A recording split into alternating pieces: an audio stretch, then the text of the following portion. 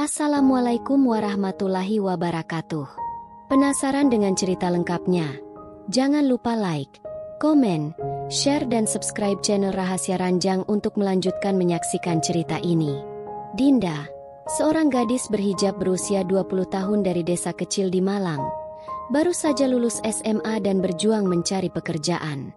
Setelah ditolak di berbagai tempat, ia putus asa dan merenung sendirian di sebuah kedai kopi. Tanpa sengaja, ia melihat iklan pekerjaan di luar negeri, di Arab. Tanpa harapan tinggi, ia mencoba melamar dan ternyata diterima. Ia dikirim untuk bekerja sebagai pembantu rumah tangga di rumah seorang pria muda bernama Akarim, yang tinggal sendirian di rumah mewah. Awalnya Dinda hanya menjalankan tugasnya seperti biasa. Tapi seiring waktu, sesuatu berubah. Tanpa disangka, Akarim melihat sesuatu yang berbeda dari Dinda, kesederhanaan, ketulusan, dan hati yang bersih. Hingga akhirnya, pria itu mengajukan permintaan yang tak pernah Dinda bayangkan sebelumnya. Apa yang sebenarnya terjadi di negeri asing itu? Bagaimana seorang gadis biasa dari desa bisa menjadi istri dari pria terpandang? Dan apa yang membuat Dinda akhirnya menerima lamaran itu? Penasaran dengan cerita lengkapnya? Jangan lupa like, komen, share dan subscribe channel Rahasia Ranjang untuk melanjutkan menyaksikan cerita ini. Di sudut desa kecil di wilayah Malang, hidup seorang gadis bernama Dinda. Usianya baru 20 tahun, tapi wajah dan matanya menyimpan kedewasaan yang tumbuh dari kesabaran. Sejak kecil, Dinda tinggal bersama ibunya di rumah kayu sederhana yang dikelilingi pohon jambu dan suara angin lembut. Ayahnya telah lama meninggal dunia, membuat Dinda tumbuh sebagai anak yang mandiri dan kuat. Ia berhijab, bukan hanya sebagai penutup kepala, tapi juga sebagai wujud cinta dan taat pada ajaran yang ia peluk erat. Kecantikannya tak mencolok, tapi memikat, dengan mata teduh, senyum lembut, dan tutur kata yang sopan. Warga desa mengenalnya sebagai gadis baik, rajin membantu tetangga, dan tak pernah mengeluh meski hidup mereka serba kekurangan. Dalam hatinya, ia hanya punya satu keinginan, bekerja, dan membahagiakan ibunya yang sudah lelah menanggung segalanya sendiri. Dinda telah lulus dari SMA dengan nilai yang cukup baik. Namun, ijazah saja tak cukup untuk membuka pintu-pintu harapan yang ia ketuk. Ia telah melamar pekerjaan di minimarket, di toko baju, bahkan mencoba menjadi kasir di sebuah kafe kecil di kota. Tapi semuanya berujung pada penolakan. "Maaf, kami butuh yang sudah berpengalaman," begitu kata mereka. Setiap penolakan seperti hujan di musim kemarau, dingin, menyakitkan, dan membuat tanah hatinya retak. Tapi Dinda tak menyerah. Ia selalu pulang dengan senyum di wajah, agar ibunya tak khawatir. Meski di dalam dadanya ada luka yang diam-diam tumbuh seperti duri kecil yang menusuk harapan. Setiap pagi, Dinda bangun lebih awal dari matahari. Ia menyapu halaman, memasak nasi, dan membuat teh untuk ibunya. Setelah itu, ia akan duduk di depan rumah, memandangi jalanan tanah yang sepi, berharap ada keajaiban datang dari ujung tikungan. Di malam hari, ia sering memandangi langit, bertanya dalam hati, "Ya Allah, sampai kapan aku harus menunggu?" Ia tidak iri pada teman-temannya yang sudah bekerja atau menikah. Tapi ia mulai merasa takut. Takut menjadi beban. Takut waktunya habis tanpa pernah berbuat apa-apa. Dalam diam, ia sering menangis. Tapi tangisnya selalu ia sembunyikan di balik sajadah. Di dalam doa-doanya yang lirih. Ia percaya, Tuhan pasti mendengar. Meski jawabannya belum datang. Hari-hari berlalu dengan sunyi yang sama. Satu-satunya hiburan Dinda adalah ponsel kecil miliknya, yang ia gunakan untuk membuka media sosial dan melihat dunia luar. Ia menyukai video tentang perjuangan perempuan, motivasi hidup, dan kadang menonton vlog orang-orang yang bekerja di luar negeri. Ia membayangkan bagaimana rasanya tinggal di negara lain, bekerja, belajar bahasa baru, dan akhirnya bisa membanggakan ibu di kampung. Tapi semua itu terasa terlalu jauh untuk dijangkau. Bagaimana mungkin seorang gadis desa seperti dia bisa melangkah sejauh itu? Namun, meski samar, angan itu tak pernah padam. Di dalam hatinya, Dinda tahu, harapan, sekecil apapun, tak boleh dimatikan. Satu malam, saat hujan turun deras dan angin meniup dinding bambu rumah mereka, Dinda duduk di pelukan ibunya. Sang ibu membelai rambutnya dan berkata lirih, "Kalau ada kesempatan, pergilah, nak. Jangan takut. Hidup ini terlalu singkat untuk hanya menunggu." Kata-kata itu membekas. Malam itu, Dinda tak bisa tidur. Ia memikirkan masa depan, tentang jalan yang belum jelas arahnya. Tapi mungkin bisa dimulai dari keberanian. Keberanian untuk keluar dari batas kenyamanan, meski harus sendiri. Ia tak tahu apa yang akan terjadi esok. Tapi malam itu, di dalam hening, untuk pertama kalinya, ia benar-benar siap untuk meninggalkan tanah kelahirannya, demi kehidupan yang lebih baik. Keesokan harinya, Dinda kembali duduk di warung kopi sederhana di dekat jalan raya desa. Tempat itu biasa jadi persinggahan orang-orang yang lelah. Dan hari itu, Dinda adalah salah satunya. Ia membawa ponselnya, membuka sosial media dengan harapan melupakan kegundahan yang semalam belum juga reda. Jemarinya menggulir layar, hingga matanya tertuju pada sebuah iklan mencolok. Lowongan kerja ke Arab Saudi khusus wanita. Gaji tinggi. Tempat tinggal disediakan. Daftar sekarang. Dinda terpaku. Iklan itu seperti datang dari langit. Entah kenapa, dadanya langsung sesak, antara percaya dan tidak. Ia membaca ulang kalimat-kalimat di iklan itu, seolah takut kalau iklannya akan menghilang. Suara di sekitarnya mendadak lenyap. Dunia hanya menyisakan layar kecil di tangannya, dan sebuah peluang yang belum pernah terbayang sebelumnya. Sepulangnya dari warung kopi, Dinda langsung menunjukkan iklan itu pada ibunya. Sang ibu membaca dengan pelan, berulang-ulang, lalu terdiam lama. Wajahnya antara cemas dan berharap. "Jauh sekali, Din," katanya dengan suara lirih. Dinda menggenggam tangan ibunya, mencoba menenangkan. Tapi di balik ketenangan itu, hatinya sendiri berperang. Ini bukan keputusan kecil. Ini bukan sekadar mencari kerja. Ini adalah meninggalkan rumah, keluarga, tanah air, untuk masuk ke dunia asing yang belum tentu menerimanya. Tapi Dinda tahu, kesempatan seperti ini tak datang dua kali. Ia ingin mencobanya. Ia ingin mengubah hidupnya, meski itu berarti harus memulai dari nol, di negeri orang. Proses pendaftaran dilakukan secara daring. Dinda mengisi formulir dengan tangan bergetar, mengunggah foto dan dokumen seadanya. Ia tak berharap banyak, tapi tetap berdoa di setiap langkah. Hari-hari berikutnya dipenuhi penantian. Setiap suara notifikasi membuat jantungnya berdegup lebih kencang. Hingga akhirnya, sebuah pesan masuk. Singkat, tapi menggetarkan. "Selamat. Anda lolos tahap seleksi. Bersiaplah untuk keberangkatan." Dinda menatap layar ponselnya, lalu menatap ibunya. Air matanya jatuh begitu saja, bukan karena sedih, tapi karena terlalu banyak rasa berkumpul di satu titik. Takut, bahagia, ragu, syukur.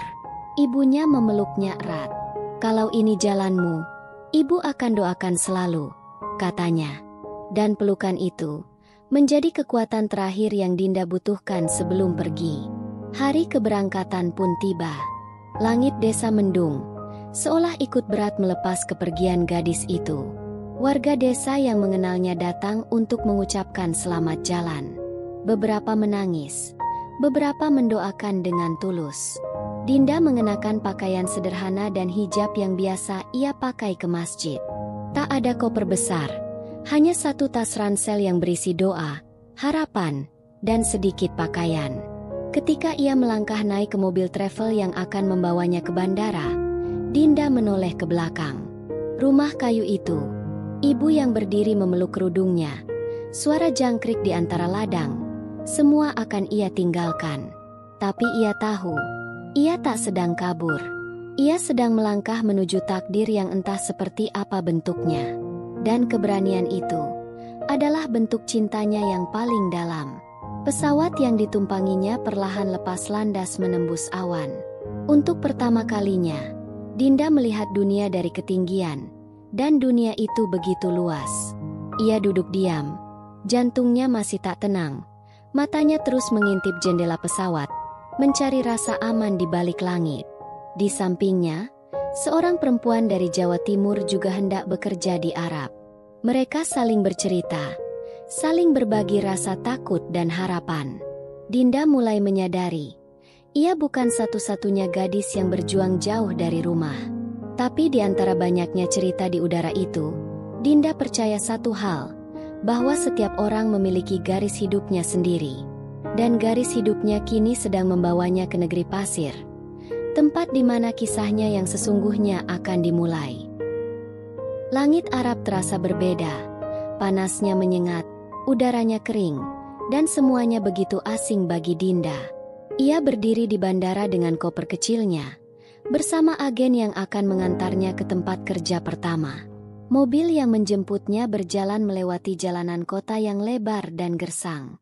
Sepanjang perjalanan, Dinda hanya diam, memandangi padang pasir dari balik jendela, bertanya-tanya dalam hati, akan seperti apa hidupku di sini? Setelah hampir 1 jam, mobil itu berhenti di depan sebuah gerbang besi tinggi. Di baliknya berdiri rumah besar berwarna putih krem, megah, dan sunyi. Tak ada suara anak-anak, tak ada keluarga, hanya kesunyian mewah yang menyambut. Agen itu berkata, "Ini rumahnya. Kamu akan kerja di sini. Sendirian." Dinda menelan ludah. Sendirian? Di rumah sebesar ini? Pintu rumah terbuka, dan untuk pertama kalinya, Dinda melihat sosok tuan rumahnya, Akarim. Pria muda, tinggi, berwajah teduh dengan sorot mata tajam namun tenang. Usianya tak lebih dari 30, tapi auranya dewasa dan tenang. Ia mengenakan pakaian khas Timur Tengah dan menyambut Dinda dengan anggukan kecil. "Selamat datang. Namamu Dinda, ya?" Suaranya berat tapi ramah. Dinda menjawab dengan suara lirih, menunduk, dan berusaha menjaga sopan santun. Tak seperti yang ia bayangkan, Akarim bukan orang yang dingin atau kasar. Ia hanya tampak sendiri. Rumah besar itu ternyata hanya dihuni oleh dirinya sendiri. Tak ada istri, tak ada anak, tak ada pelayan lain. Hanya Dinda dan Akarim. Hari-hari awal terasa berat. Dinda masih beradaptasi dengan suasana rumah yang sunyi dan terlalu besar untuk ditinggali 2 orang. Ia mulai menghafal rutinitas. Bangun pagi, membersihkan ruang-ruang yang hampir tak pernah dipakai, memasak makanan yang ia pelajari dari video daring, dan menyiapkan minuman kesukaan Akarim, kopi hitam tanpa gula. Tapi Akarim tidak pernah menuntut lebih. Ia tak pernah membentak, apalagi menyuruh seenaknya. Bahkan, ia sering berkata, "Kalau capek, istirahatlah." Sikap itu membuat Dinda bingung, sekaligus lega. Dalam hatinya, ia mulai merasa bahwa rumah ini, meski asing, tidak sepenuhnya menakutkan. Ia tetap menjaga batas, namun tak bisa menolak rasa tenang yang perlahan tumbuh setiap harinya. Lambat laun, percakapan kecil mulai terjadi.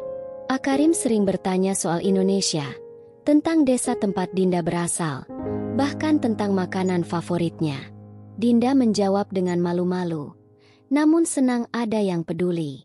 Kadang saat makan malam, Akarim duduk di ruang makan dan memintanya untuk makan bersama, walau Dinda selalu menolak dengan sopan.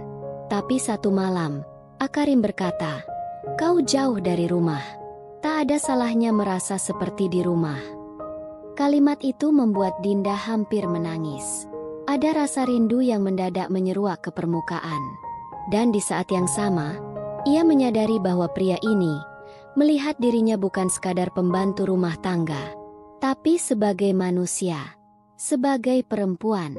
Hari demi hari, ikatan itu tumbuh, walau tak pernah diucapkan. Dinda tetap menjaga sopan santun, Tapi Akarim perlahan menjadi satu-satunya suara yang membuatnya merasa tidak kesepian di negeri orang. Ia mulai melihat sisi lain dari pria itu. Seseorang yang juga kehilangan, seseorang yang mungkin merindukan kehangatan yang telah lama hilang. Dalam diam, Dinda tahu bahwa takdir sedang bermain. Ia tak pernah membayangkan bahwa rumah ini, rumah asing di negeri asing, akan menjadi tempat di mana hatinya mulai berubah. Dan Akarim, pria yang semula hanya ia panggil Tuan, perlahan menjadi pusat dari segala pertanyaan yang tak pernah ia duga. Apakah ini hanya pekerjaan, atau awal dari sesuatu yang lebih besar? Hari-hari berlalu seperti aliran sungai yang tenang, namun di bawah permukaannya, ada gelombang yang tak terlihat. Dinda mulai terbiasa dengan hidupnya di rumah besar itu. Ia tak lagi takut membuka jendela lebar-lebar, tak lagi canggung berjalan di koridor yang panjang. Hubungannya dengan Akarim tumbuh pelan-pelan, seperti bunga yang mulai mekar di tengah gurun. Mereka tidak sering berbicara, tapi setiap kata yang keluar dari Akarim selalu lembut dan penuh makna. Ia tak pernah melewati batas, tapi kehadirannya membawa rasa nyaman yang sulit dijelaskan. Kadang Dinda memergoki dirinya tersenyum saat Akarim menyapanya pagi-pagi, atau saat ia dengan tenang memuji masakannya. Hari ini makanannya enak sekali. Kata-kata sederhana itu bisa membuat hati Dinda bergetar diam-diam. Ia mulai merasakan sesuatu yang lebih dari sekadar rasa hormat. Suatu malam, setelah makan malam selesai dan rumah sudah hening, Akarim memanggil Dinda ke taman belakang. Di bawah langit penuh bintang, mereka duduk berdua, ditemani angin malam yang lembut. Akarim terlihat berbeda malam itu. Matanya lebih dalam, wajahnya tampak menahan sesuatu. Ia memandang Dinda lama, lalu berkata dengan suara pelan, "Dinda, aku ingin mengatakan sesuatu yang mungkin akan mengejutkanmu." Dinda terdiam. Jantungnya berdetak cepat. Tapi ia tak tahu kenapa. Akarim menarik napas dalam. "Aku sudah lama melihatmu bukan hanya sebagai pekerja. Kau berbeda. Kau perempuan yang baik, kuat, dan sederhana. Dan aku ingin menjadikanmu istriku." Waktu seolah berhenti. Dinda tak mampu berkata-kata. Kata menikah itu mengguncang seluruh isi kepalanya. Dinda menunduk. Ia merasakan dadanya bergemuruh. Matanya panas. Ia tidak marah, tidak juga tersinggung. Tapi perasaannya campur aduk, antara haru, takut, bingung, dan tak percaya. Ia bukan siapa-siapa. Hanya seorang gadis desa, bekerja sebagai pelayan, datang dari negeri jauh. Bagaimana bisa seorang pria seperti Akarim, yang punya segalanya, ingin menikahi dirinya? Ia bertanya dengan suara lirih. "Kenapa saya, Tuan?" Akarim tersenyum lembut. "Karena kau bukan hanya cantik, tapi karena hatimu bersih. Karena aku percaya kebahagiaan tidak datang dari status atau asal seseorang, tapi dari siapa dia di dalam." Kata-kata itu menembus pertahanan terakhir di hati Dinda. Ia menangis diam-diam, membiarkan air matanya jatuh tanpa suara. Namun, menerima lamaran itu bukan perkara mudah. Dinda tidak langsung mengiyakan. Ia memohon waktu untuk berpikir, dan Akarim memberinya ruang dengan penuh pengertian. Malam-malam berikutnya, Dinda sering termenung di kamarnya.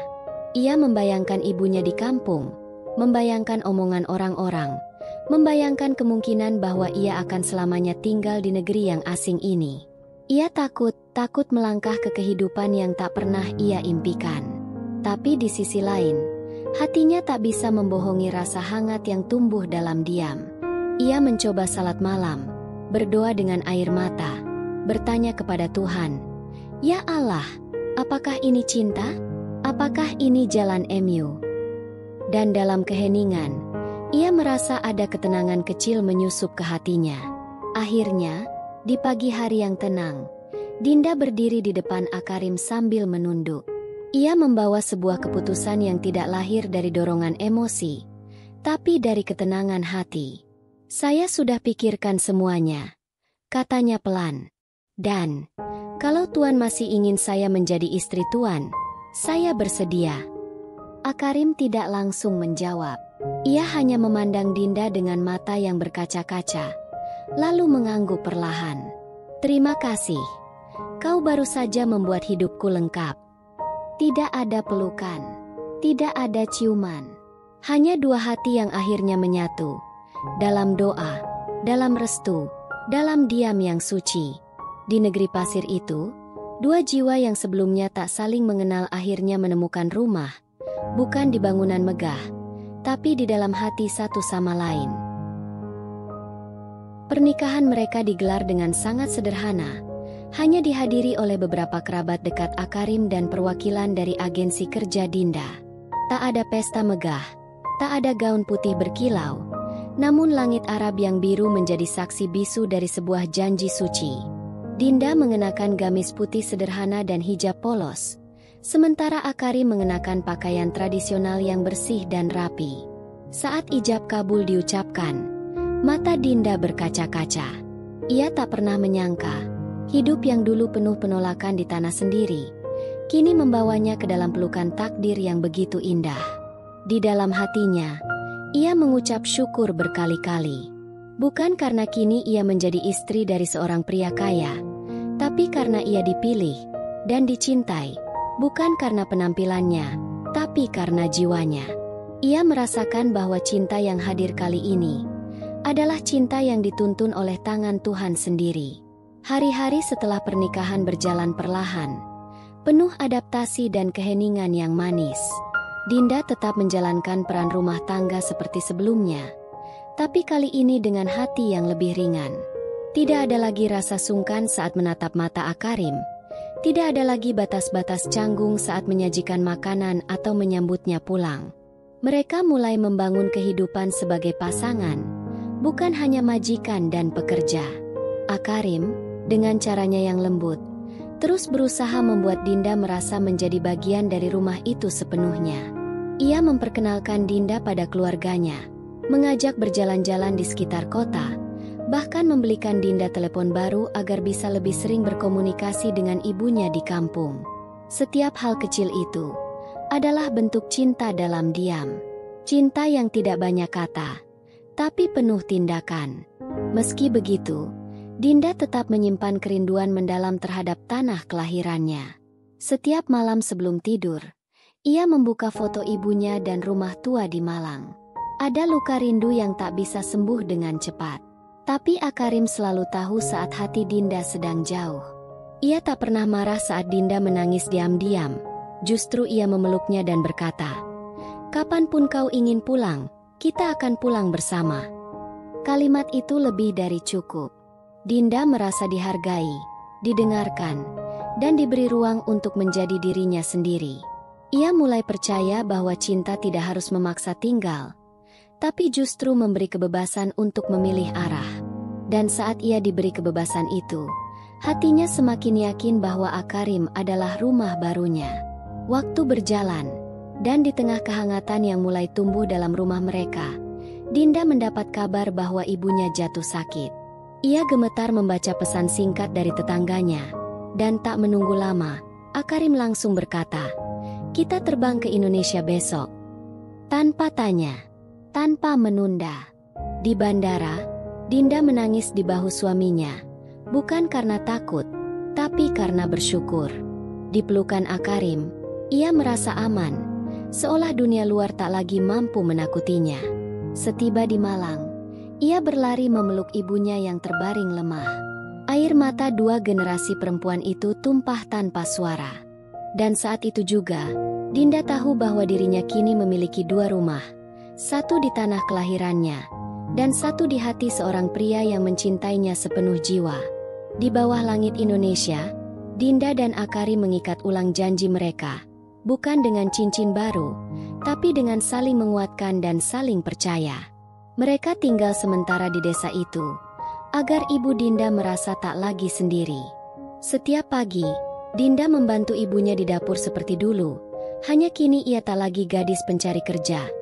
Ia seorang istri, seorang anak, seorang perempuan yang telah melewati badai dan tiba di pelabuhan yang damai.